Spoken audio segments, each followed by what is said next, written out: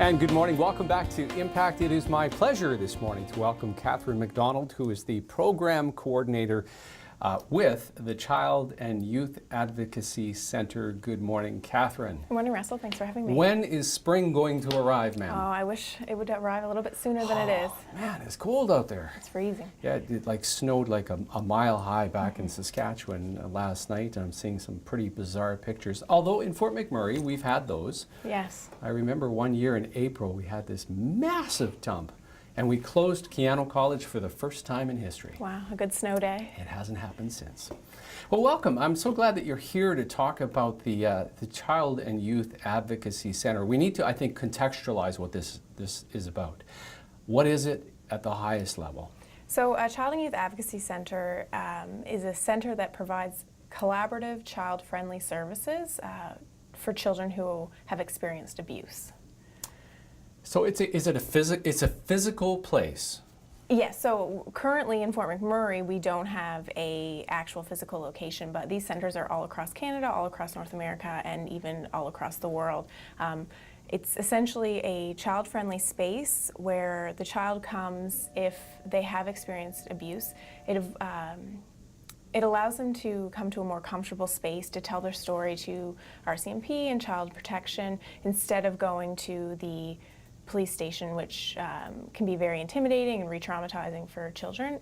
The center also connects them with supports through an advocate who works with the family to connect them to mental health supports, maybe housing supports, anything and everything that the family needs. I'm sure there's a million different ways that this can happen, whether a child self-declares that they've been abused or a parent discovers that has happened.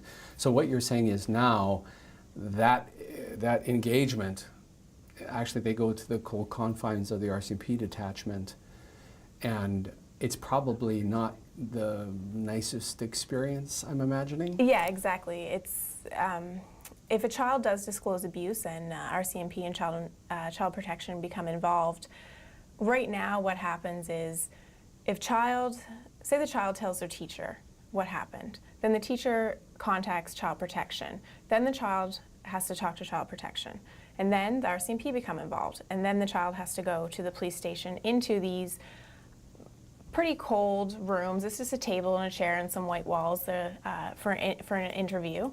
The child again has to tell their story to the RCMP, and then the family. We do have a victim service unit in town, which is fantastic. They can be connected to them, but the family is sort of left on their own to figure out what happens next after they've just come into this new terrifying experience. They probably have no idea what happens with court processes or where to connect to any type of mental health support. So they're sort of kind of left wondering what to do. And we're looking to improve that service to make the child and the family the center of the process. So they are supported from the minute they disclose right up until they say they are ready to stand on their own 2 feet. When you say we, you're not doing it alone. You in fact are in a role that's somewhat unique. Mm-hmm. You have a steering committee that gives you direction and a lot of different partners. First of all, tell us who the partners are, and then I'll have a very intriguing question at the end of that. Yeah, sure. The partners for the project, they have been working on this project since 2014.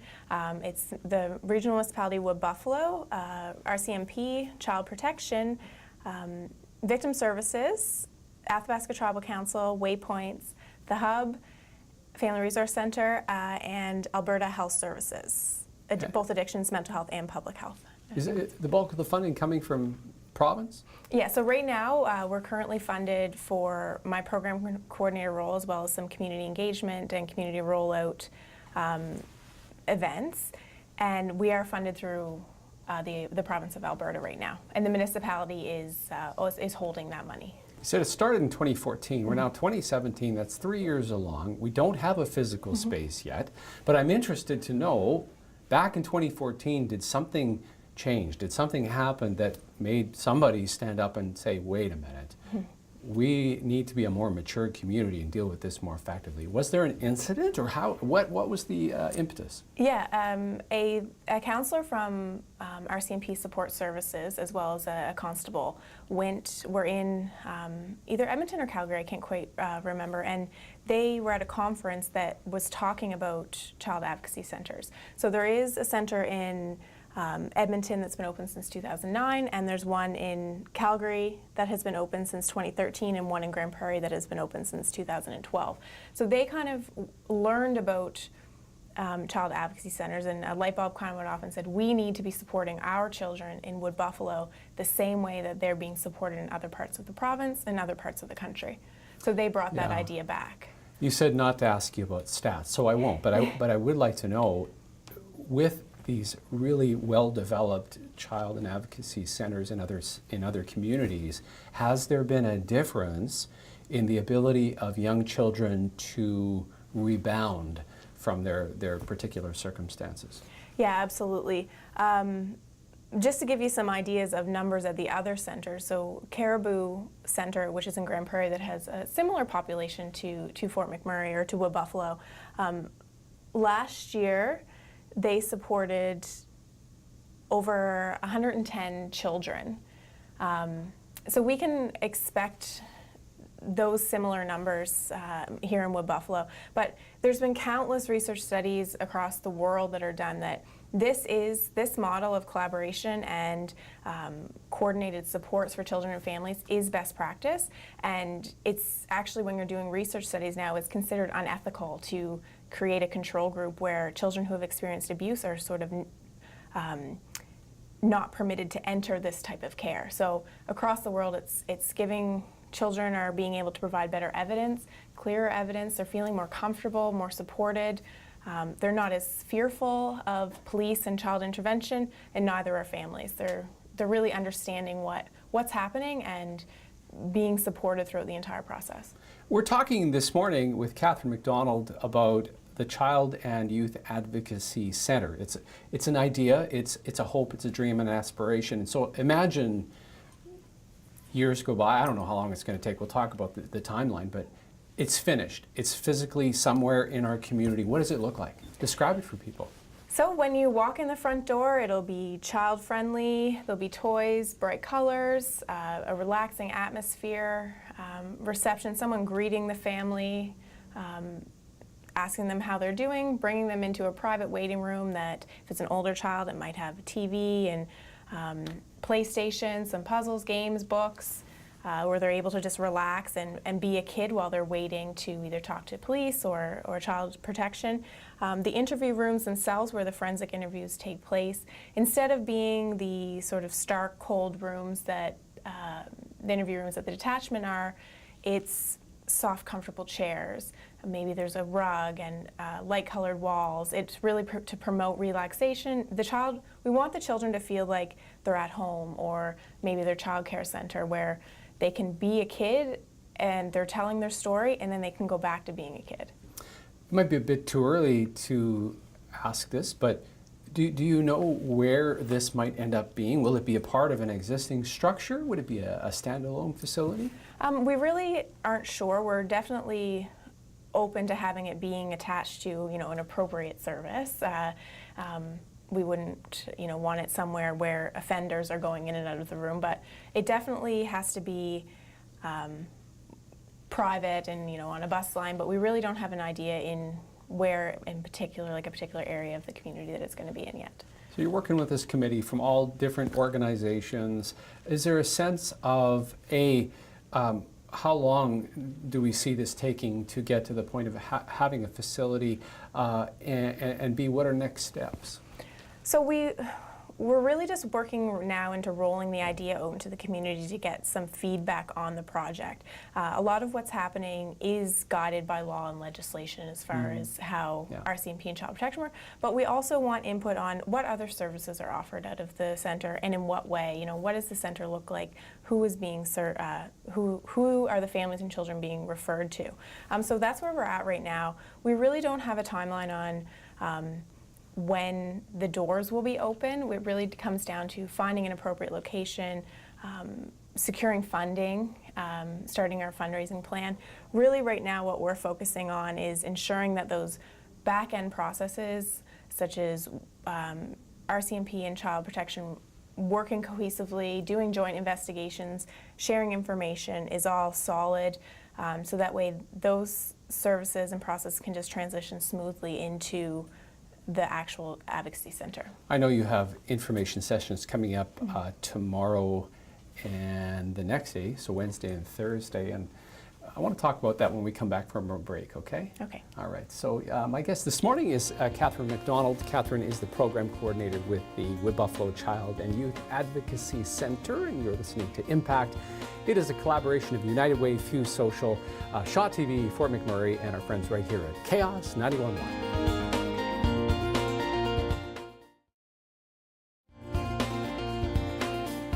Welcome back to Impact. Russell in the studio today with Kathryn MacDonald, program coordinator with the Child and Youth Advocacy Center, and two information sessions are coming up. One tomorrow from 5:30 to 7:30, one on Thursday in the daytime from 9 a.m. till 12 noon.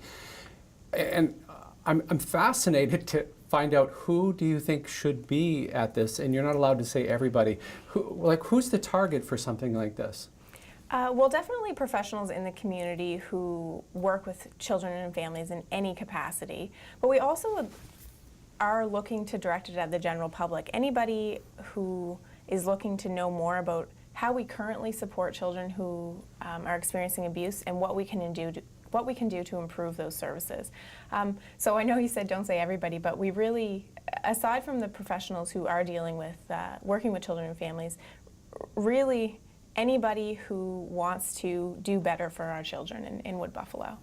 Yeah, so I think I'd imagine a big part of that is creating a better understanding of what happens now. Mm-hmm. And you said that a young person who has experienced some kind of abuse, once they come into the system, because we do not have a Child and Youth Advocacy Center today, they end up in the cold confines of the same space that another convicted criminal could end up in. Mm-hmm. And that probably adds to the trauma. Absolutely. It definitely adds another layer of fear, not only for the child, they're in this strange location.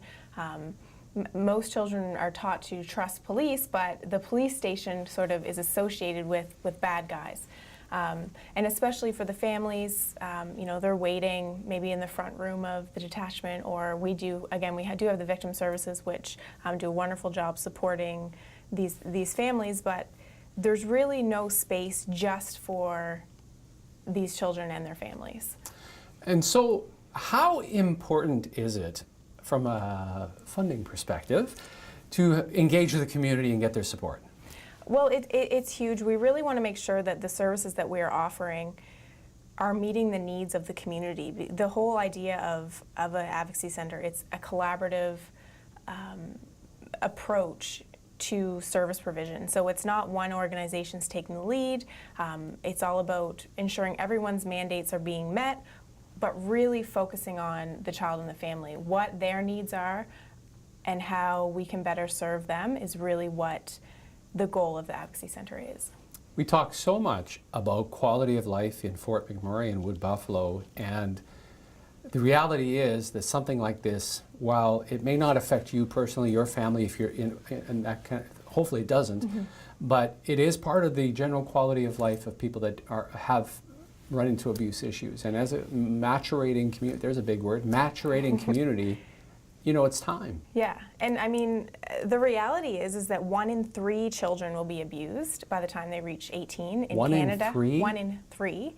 And 88% of those children will know their abuser. So, it's kind of put into our minds this stranger danger, and while that's definitely there, it is very prevalent, even though, it's uncomfortable to talk about, but we want to broach the topic because it needs to be discussed, and children need to feel like it's okay to tell, they should tell, they're safe in telling, and we were going to believe them when they do tell. I hate to say it, but it needs to be said that the risks of abuse have gone up since the events of last year. All the experts say that after disaster, these kind of things will be more prevalent? Yeah, there are lots of sort of past disasters that show that the rates of both domestic violence and child abuse, the chances are good that they're going to be increasing. You know, loss of social supports for families. You know, they're not sure where to turn. Maybe their families no longer live here, and that loss of control it really puts an extra layer of stress and strain on families. You have these 2 information sessions. They're kind of long, a couple hours, 3 hours. I can't do the math. They're 3 hours. Is that right? Yeah, the one in one is two and one is 3. Yes. So are they drop-ins, or is there a specified program that you're going to have for that length of time? Yeah, so it is. We are asking people come for 5:30 and on Wednesday and 9 o'clock on Thursday. We are going to be talking about the Advocacy Center, but we're also going to be having sort of a broader conversation about how we are supporting children now, either within your own organization or as just a member of the community, and what we can do to improve that service. I would imagine the folks in the education system, this would be a top of mind concern for them as they're on the front lines of helping children every day. Yes, exactly. We have definitely the school systems. So we have been talking with both the public and Catholic school systems, as well as Northlands, coming up and making sure that our schools, the teachers, administration, everybody is sort of on board, knowing what to do if you suspect or a child does disclose to you that they have been abused. Yeah. And just one thing I do want to mention is that the general public, the way they report abuse now, is going to stay exactly the same. If you suspect that a child is being abused, or a child has disclosed to you that they've been abused, you're still going to call either RCMP or Child and Family Services. That's going to remain exactly the same once the center's open. What will change is now those 2 organizations will refer to the Child Advocacy Center. My guest is Kathryn MacDonald. She's hosting 2 information sessions, one tomorrow from 5:30 to 7:30 in the afternoon, early evening, and then on Thursday morning from 9 to noon. And that's up at St. Croix Athletic Park in the clubhouse up there. If you can, it'd be nice to pre-register, but you don't necessarily have to. It says on the poster sitting in front of me, you can search Wood Buffalo Child and Youth Advocacy Center on Eventbrite to find that, or just drop in and it's an important conversation that needs to be had. We're going to continue this conversation with Kathryn, but it's time to take a break. You're listening to Impact, a collaboration of United Way, Fuse Social, Shaw TV, Fort McMurray, and our friends here at KAOS 91.1.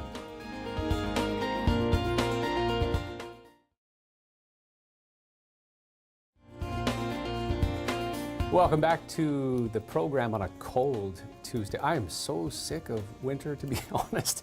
I am looking forward to spring. Kathryn, in my head, I have a memory of I used to collect bottles in springtime in the ditches outside of town. It helped clean up the ditches, and I always remember it was March 13, 14, somewhere in there. That's like only a few days away.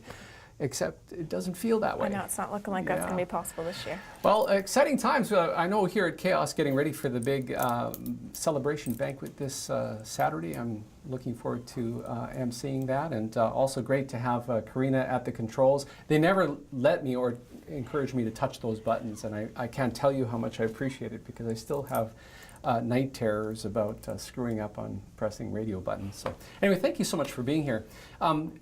How about yourself? How did you end up in this role, being really a champion of the Child and Advocacy Center? Well, I've always really been interested in working with children, pretty much all the way back from my summer jobs in university, or working with children and families. And I previously worked at the Hub Family Resource Center as their director of programming.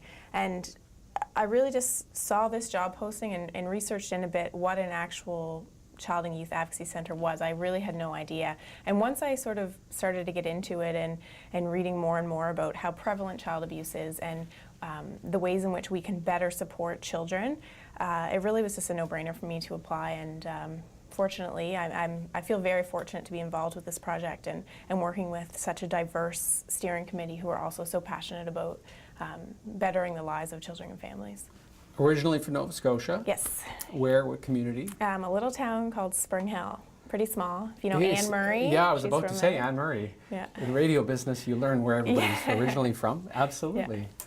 Marvelous. And did you go to university out there as well? I went to school in Newfoundland at Memorial. Yeah, and then moved out here about a year after I graduated. So what year did you come to Fort McMurray?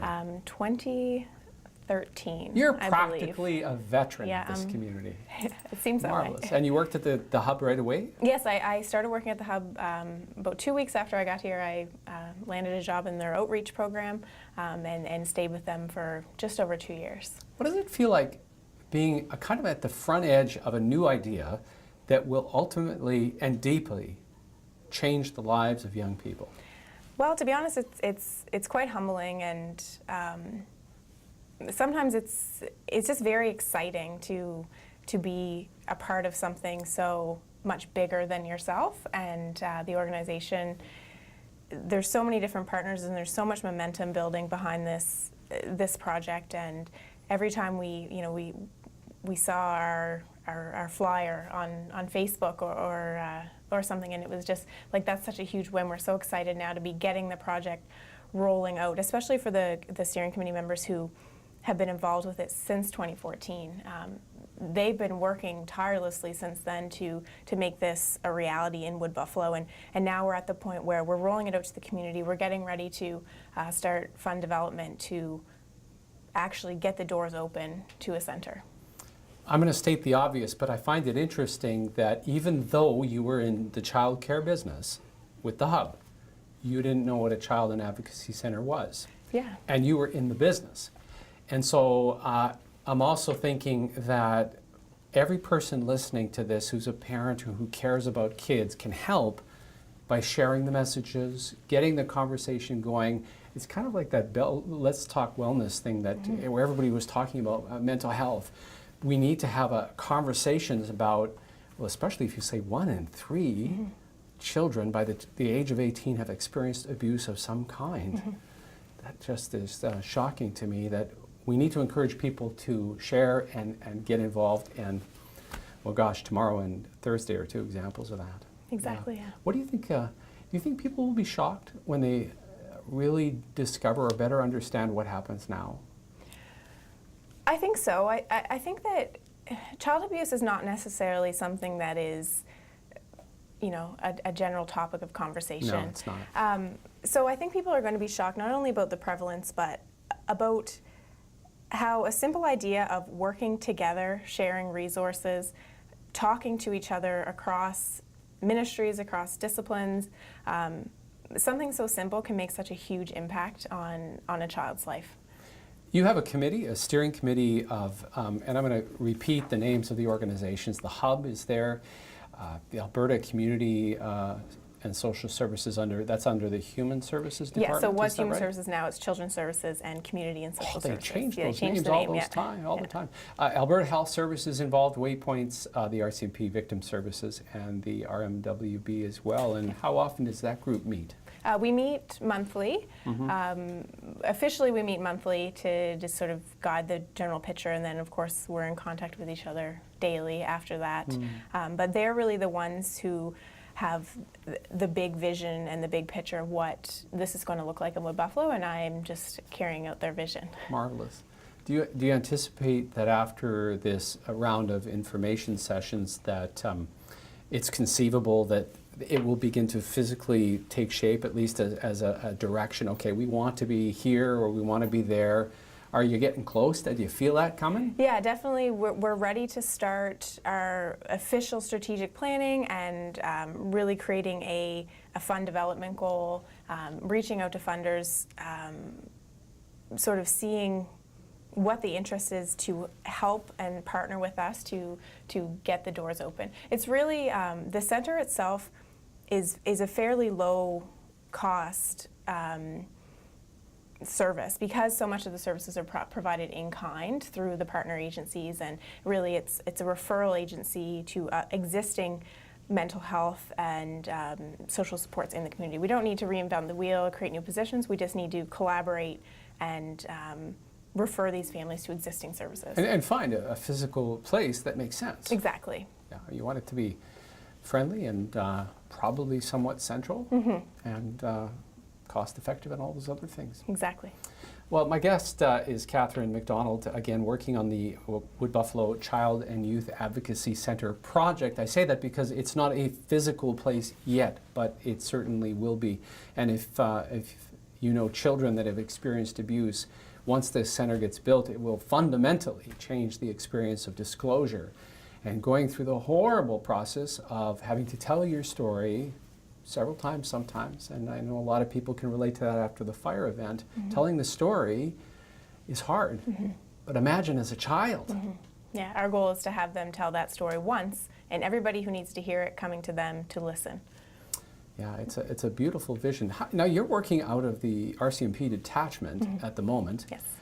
So you're probably hard to get to because it's like Fort Knox over there. Yes. How do people connect with you? They definitely can email me. My email is kathryn.macdonald@rmwb.ca, or they can give me a call, 780-788-9614. And again, 2 information sessions coming up. Now this is for the general public. It's also for professionals. If you're working in a situation where you know you're going to potentially come face to face with an abuse situation and need to know what to do.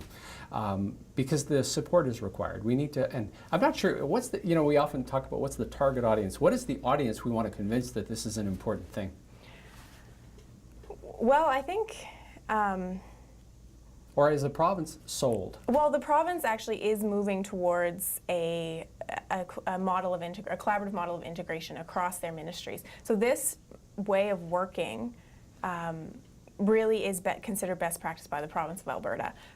It's the Zebra Centre in Edmonton and the Sheldon Kennedy Centre in Calgary, as well as Caribou Centre, are really leading the way and mentoring not only our location, but there's 3 other locations in more southern Alberta that are in development as well. Well, I guess time has come for Fort McMurray. So thanks, Kathryn, for your great work on this. Good luck with your information sessions coming up tomorrow on Thursday. Thank you. And if you want any more information, you can contact Kathryn MacDonald at her email again, kathryn.macdonald@rmwb.ca, and Kathryn is Kathryn.